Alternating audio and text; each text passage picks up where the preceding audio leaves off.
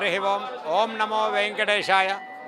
శ్రీ లక్ష్మీ పద్మావతి సమేత శ్రీ కళ్యాణ వెంకటేశ్వర స్వామి వారి యొక్క దేవస్థానం, టెంపుల్ స్ట్రీట్, విద్యాధరపురం, విజయవాడ.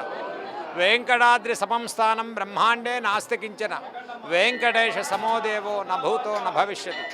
ఈరోజు శ్రీ లక్ష్మీ పద్మావతి సమేత శ్రీ కళ్యాణ వెంకటేశ్వర స్వామి వారి యొక్క ఆలయం విద్యాధరపురం. స్వామివారికి తెల్లవారుజాము నుంచి ఉత్తర ద్వారం గుండా స్వామివారి యొక్క దివ్య దర్శనాన్ని ఇవ్వడం జరిగింది. స్వామివారు వైకుంఠ నారాయణుడిగా ఈరోజు తెల్లవారుజామున 4:30కి శ్రీ కౌస్తుభ మండపంలో స్వామివారి యొక్క ఉత్తర ద్వార దర్శనం తెరవబడింది.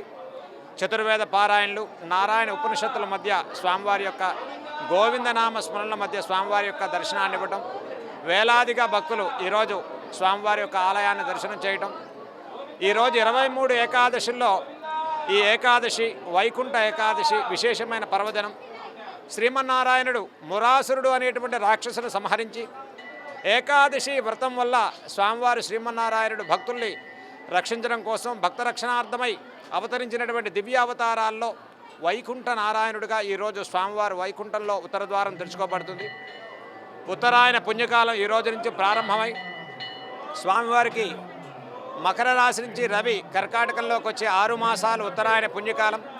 ఈ రోజు నుంచి పలికే ప్రతి నామం అష్టాక్షరి, ద్వాదశాక్షరి, విశేషంగా గోవిందనామాన్ని జపం చేసుకోవటం వల్ల కోటి రెట్లు పుణ్యఫలం కలిగేటువంటి రోజుగా నేటి రోజు విశేషమైన పుణ్యఫలాన్ని ఇచ్చే రోజుగా చెప్తాం. అందుకనే వేలాదిగా భక్తులు అష్టాక్షరి మహామంత్రాన్ని జపం చేసుకోవటం, ఆలయ కమిటీ వారు ఈరోజు దివ్యంగా ఏర్పాట్లు చేయటం, చక్కగా అశ్వవాహనం మీద స్వామివారి యొక్క ఊరేగింపుతో ఈరోజు ఈ ఉత్తర ద్వారం గుండా వైకుంఠ ఏకాదశి పర్వదినంగా విశేష కార్యక్రమాలు జరిపించబడుతున్నాయి.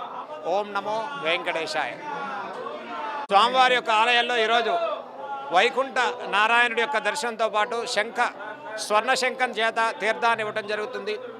ఆ శంఖం చేత తీర్థం తీసుకోవటం వల్ల సాలోక్య, సామీప్య, సారూప్య, సాయుధ్యం అనే చతుర్విధ మోక్షాలు పొందాలంటే వైకుంఠ ద్వారం ఉత్తర ద్వారం గుండా దర్శనం చేసి ఆ వెంకటేశ్వరుని అష్టాక్షరి మహామంత్రాన్ని జపం చేసుకుని స్వర్ణ శంఖం వల్ల ఆ శంఖం చేత తీర్థాన్ని పుచ్చుకోవటం వల్ల మోక్షం కలుగుతుందని ఈరోజు దక్షిణావృత శంఖం చేత స్వామివారికి స్వర్ణ శంఖంతో దేవస్థానం వారు తీర్థాన్ని ఏర్పాటు చేయడం జరిగింది. వచ్చిన ప్రతి భక్తులు శంఖ తీర్థాన్ని తీసుకుని స్వామివారి దర్శనాన్ని చేసి స్వామివారి ప్రసాదాన్ని తీసుకోవడం జరుగుతుంది.